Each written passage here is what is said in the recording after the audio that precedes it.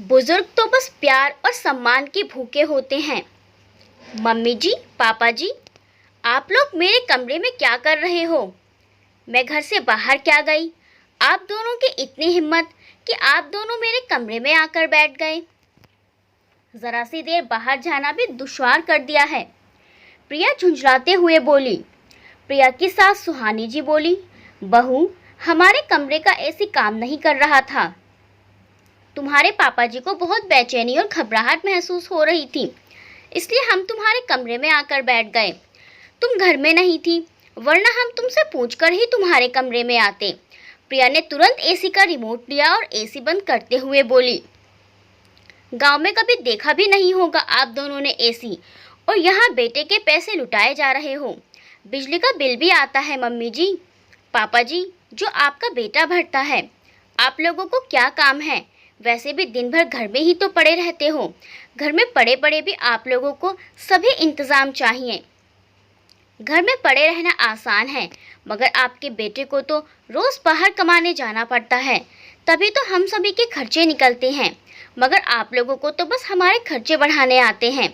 आप जैसे अनपढ़ लोग गांव में ही रहने के लायक हो।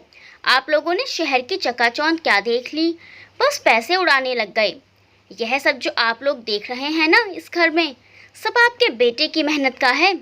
इससे आइंदा से एसी या किसी भी महंगी चीज़ को हाथ लगाने से पहले सोच लीजिएगा। और मेरे कमरे में मेरी इजाज़त के बिना कभी मत आइएगा। मेरे कमरे में मेरा कीमती सामान पड़ा हुआ रहता है। अगर मेरे एक सामान को भी कुछ हुआ ना तो देखना। सुहानी जी बोली, बहू, कम से कम तुम मेरा नहीं तो अपने ससुर जी का ही इज्जत का लिहाज कर लिया करो। ज़रा इनकी उम्र तो देखो, कब से कुछ भी बोले जाली जा रही हो। हम थोड़ी तुम्हारा कीमती सामान चुरा लेंगे। तुम हमारे लिए इतनी बुरी सोच क्यों रखती हो? इतने कड़वे शब्द बोलती हो कि हमारा दिल छलनी छलनी हो जाता है। हम थोड़े दिनों में वैसे भी गाँव वापस जाने वाले हैं, इसलिए थोड़े दिन शांति से गुजार लो। प्रिया बोली, थोड़े दिनों के बाद क्यों, कल ही चले जाओ। मैं भी आप लोगों की सेवा नहीं कर सकती। वैसे भी जब आप लोग आते हो, मेरा पति नहीं रहता। आपका बेटा ज़्यादा होता है। ना जाने ऐसा क्या जादू करते हैं आप लोग। इसलिए मैं तो यही चाहती हूँ कि आप लोग वापस गांव चले जाएं। खैर, गांव जाना हो तब जाना, फिलहाल तो मेरे कमरे से चले जाओ। सुहानी जी और पति आलोक जी इतना सा मुंह लेकर अपने कमरे में आ गए। दोनों पति पत्नी बहू के ऐसे व्यवहार से बहुत आहत हुए। दोनों की आंखों में आंसू आ गए। बुढ़ापा भी इंसान को क्या क्या दिन देखने पर मजबूर कर देता है। गांव में सब कितना मान सम्मान करते हैं आलोक जी का, और घर की बहू उनकी जरा भी इज्जत नहीं करती। अभी तो बार बार अपमान करती रहती है। अपमान सहने की भी एक सीमा होती है। सीमा के बाहर तो कुछ भी बर्दाश्त कर पाना असंभव हो जाता है। सारी जिंदगी आलोक जी ने इज्जत कमाने में निकाल दी। अपने लिए उन्होंने कुछ भी नहीं सोचा। गांव में कोई भी पंचायत होती है तो आलोक जी को सबसे पहले बुलाया जाता था। उनकी राय सबके लिए बहुत अहमियत रखती थी, क्योंकि वह एक सुलझे हुए इंसान है। राजीव उनका इकलौता बेटा है। अपने बेटे के लिए बहुत कुछ किया। उन्होंने कभी अपने सपने में भी नहीं सोचा था कि बहू के आने के बाद उनका अपने बेटे के साथ रहना भी दूभर हो जाएगा। बेटा राजीव बहुत सालों से माता पिता को गांव से शहर आने के लिए जोर दे रहा था, मगर जब सुहानी जी और आलोक जी ने गांव से नहीं आए तो इस बार वह खुद ही उन्हें गांव लेने आ पहुंचा था। अब के सुहानी जी और आलोक जी ने भी बेटे की जिद के आगे घुटने टेक दिए और वे राजीव के साथ शहर आ गए। ऐसा नहीं था कि वे पहली बार शहर आए थे। इससे पहले भी वे एक बार राजीव के अति आग्रह पर शहर आ चुके थे। मगर प्रिया, जो कि शहर की आधुनिक विचारों की लड़की थी, वह राजीव के माता पिता को कभी अपना समझ ही नहीं पाई। उसे लगने लगा था कि राजीव के माता पिता के गांव से आने के बाद उसकी सारी आज़ादी उनसे छीन ली जाती है। न उसे पहले की तरह बाहर घूमने मिलता, न आए दिन घर में सहेलियों को बुलाने मिलता। 2 वक्त का खाना भी घर में ही बनाना पड़ता, क्योंकि राजीव कहता कि उसके मम्मी पापा को बाहर का खाना नहीं पसंद। राजीव बाहर घूमने का नाम भी लेता तो उसके माता पिता को भी साथ ले जाता। उसका माता पिता के प्रति यह प्यार प्रिया को बिल्कुल बर्दाश्त नहीं होता था। राजीव अपने माता पिता की बहुत इज्जत करता था, जिसे देख प्रिया को बहुत जलन महसूस होती थी।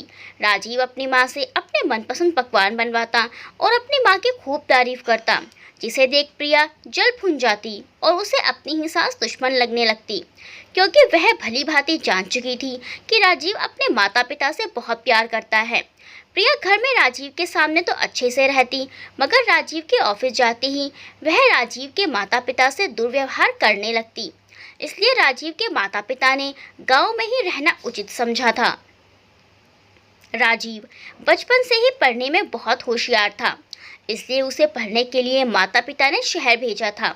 पढ़ाई पूरी होते ही राजीव की शहर में ही नौकरी लग गई और शहर में रहने वाली प्रिया भी राजीव की अपनी ही पसंद थी। राजीव ने शहर में बड़ा मकान ले लिया था, जिसमें सारी सुख सुविधाएं उपस्थित थी। बड़ी गाड़ी ले ली थी और वह चाहता था कि उसके माता पिता भी हमेशा उसके साथ ही रहें। माता पिता का यूँ गांव में अकेले रहना राजीव को बहुत खलता था। वह कहता था, जब यहाँ हम सभी साथ रह सकते हैं तो आप दोनों गांव में क्यों रहते हो। प्रिया को अपने पति के पैसों पर बहुत घमंड था और प्रिया खुद भी बहुत संपन्न परिवार की बेटी थी, जहाँ उसने किसी चीज़ की कमी नहीं देखी थी। इस बार भी राजीव के जिद के कारण सुहानी जी और आलोक जी गांव से आ तो गए थे, मगर प्रिया हर पल दोनों का अपमान करती। वह यही चाहती थी कि दोनों वापस गांव चले जाएं। सुहानी जी और आलोक जी बेटे राजीव को बहू की हरकतें बताकर पति पत्नी में कलेश उत्पन्न नहीं करवाना चाहते थे, क्योंकि दोनों जानते थे कि राजीव को जब पता चलेगा कि बहू घर में दोनों का अपमान करती है तो राजीव का दिल टूट जाएगा। राजीव तो हमेशा दोनों को ही अपने पास ही रखना चाहता था, मगर प्रिया उसे तो सास ससुर फूटी आंख न सुहाते थे। एक दिन राजीव अपने कमरे में तैयार हो रहा था तो उसे प्रिया की आवाज़ आई। प्रिया सुहानी जी पर चिल्ला रही थी, मम्मी जी, आप गांव के लोगों को जब समझ नहीं होती है तो काम क्यों करने जाते हो।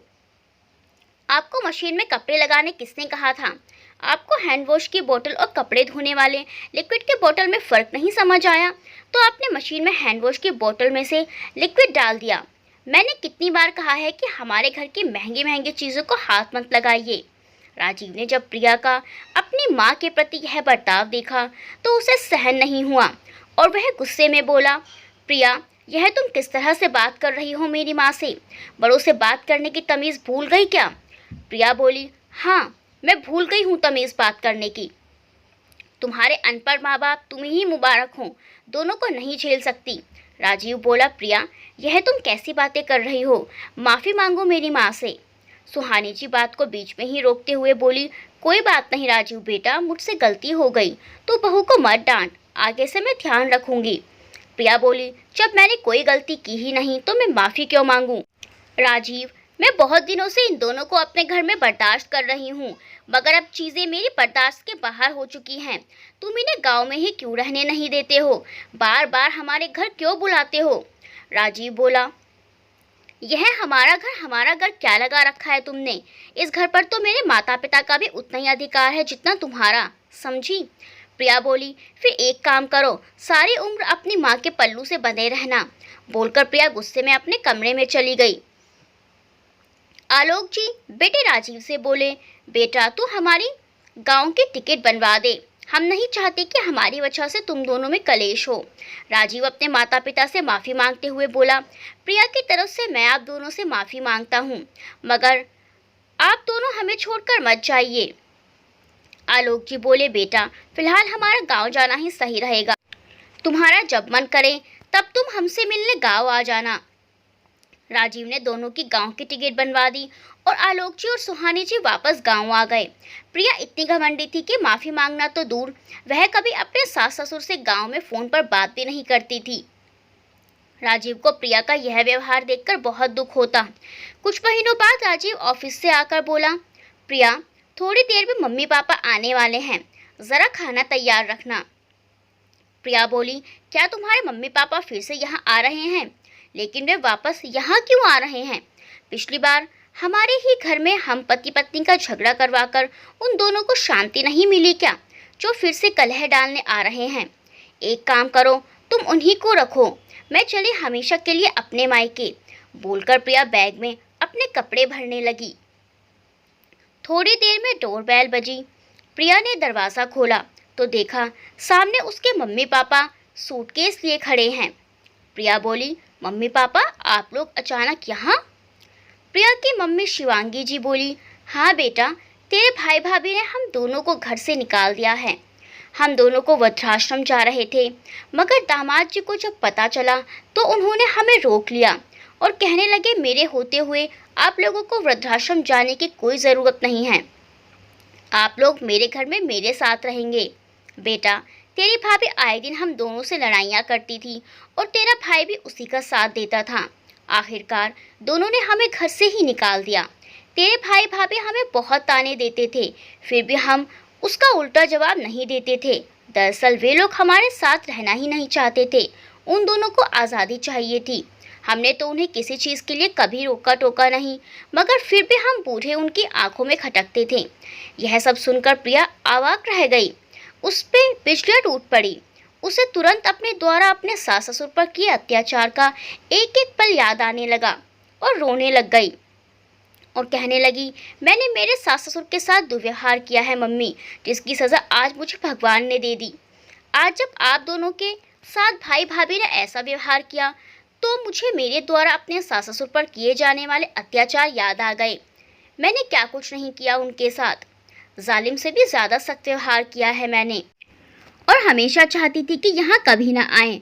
और आज अपने माता पिता को अपने भाई भाभी द्वारा सहे अत्याचार को सुन मेरे दिल में उबाल उठ रहे हैं। आज मुझे एहसास हो रहा है कि राजीव को कैसा महसूस होता होगा जब मैं उसके माता पिता की बेइज्जत करती थी। उसके माता पिता ये सुन भौचक्के रह गए। प्रिया राजीव से माफ़ी मांगते हुए बोली, आपने कभी मेरे माता पिता और आपके माता पिता में फ़र्क नहीं किया। पैसों की चकाचौंध और घमंड में इतनी अंधी बन चुकी थी मैं कि मैं यह भी भूल गई कि हम जैसा कर्म करते हैं वैसा ही भरते हैं। मैंने तुम्हारे माता पिता के साथ अच्छा व्यवहार नहीं किया। यह जानते हुए भी तुमने मेरे माता पिता को अपने घर में पनाह दी। मैं भगवान से प्रार्थना करूंगी कि जब भी हमें बेटा हो वह बिल्कुल तुम्हारे जैसा हो, जो बड़ों का सम्मान करे। राजीव, आज आपने मेरी आंखों पर बंधी पट्टी उतार दी है। राजीव बोला, प्रिया, रिश्तों की अहमियत को समझना बहुत ज़रूरी है। जो दुख आज तुमने मेरे माता पिता के लिए हो रहा है, वही दुख उस दिन मुझे मेरे माता पिता के लिए हुआ था, जिस दिन वे दोनों गांव वापस चले गए थे। प्रिया, बुजुर्गों को यह भौतिक सुख सुविधाएं नहीं चाहिए होती, उन्हें तो बस प्यार और सम्मान चाहिए होता है। राजीव, आपने मेरी आंखें खोल दी हैं, बोलकर प्रिया ने अपने आंसू साफ करते हुए तुरंत गांव में अपने सास ससुर को फ़ोन लगाया और रोते हुए उन दोनों से माफ़ी मांगी और वापस यहाँ शहर आने के लिए ज़िद करने लगी। सुहानी जी और आलोक जी ने सुना तो दोनों एक दूसरे की तरफ देखने लगे। उन्हें बड़ा आश्चर्य हो रहा था कि प्रिया उनसे माफ़ी मांग रही है और उन्हें घर आने को बोल रही है। उन्होंने प्रिया को माफ़ कर दिया और शहर वापस आ गए। जैसे ही दोनों ने डोरबेल बजाई, प्रिया ने दरवाज़ा खोला और अपने सास ससुर के पैरों में गिर पड़ी। सुहानी जी उसे पैरों से उठाते हुए बोली, बेटा, अगर सुबह का भूला शाम को घर वापस आए तो उसे भूला नहीं कहते। तुम्हें तुम्हारी गलती का एहसास हुआ, यही हमारे लिए काफ़ी है। तुम हमारी इकलौती बहू हो बेटा। अगर हम ही तुमसे नाराज़ रहेंगे तो इस बुढ़ापे में हम कहाँ जाएंगे। हम तो हमेशा ही यही चाहते हैं कि तुम दोनों खूब फूलो फलो। आलोक जी भी बोल पड़े, बेटा, बच्चे गलती नहीं करेंगे तो कौन करेगा।